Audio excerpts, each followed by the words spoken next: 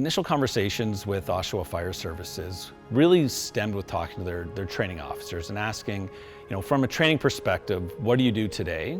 And what would be something that you would like to do in the future? And really the first thing that came up in the brainstorming session was, how can we utilize virtual reality in enhancing training? Not necessarily to take away what they currently do, but how do you add to it? And in particular, how do we train in environments we can't physically train in? So something like a building collapse. For ethical and safety reasons, that can't be done in person. So how could we utilize something like virtual reality or mixed reality to help improve that type of training? What we're doing is we're creating the sensory environment. So we're creating the smoke, the sound, virtual objects like walls, and we're using that mixture of the real environment and the virtual environment to train these firefighters in the most realistic way possible. There we go, patient.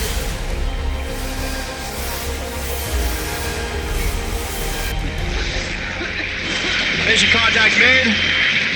Attempting extrication out the side. Shots fired here, buddy. Before we started anything with this test, we had to figure out what type of wearables we wanted to use. And that was a big step in getting, okay, how are we going to use it? How are we going to time it properly with the test, as well as where we're putting it on the participants and if it's really needed. They're about to enter into a hot chamber where they're going to sweat a lot. So we look at pre-body weight. Once they start, we have a known body weight, okay, a nude body weight. After the study, we're going to do a secondary nude body weight. We've been using the polar heart rate monitors as well as our tinnitus scale to get body weight, body fat percentage, water weight for the body.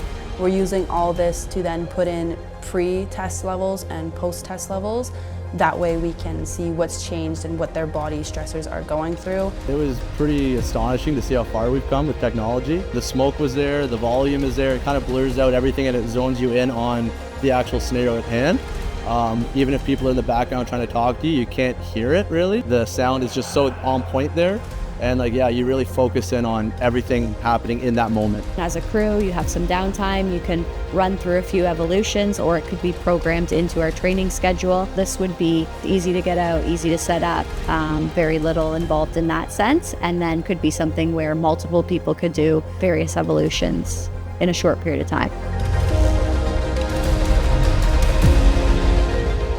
Any solution that solves a safety problem is a great use case, because you're potentially saving lives. And if this application saves one life, then it's paid for itself completely.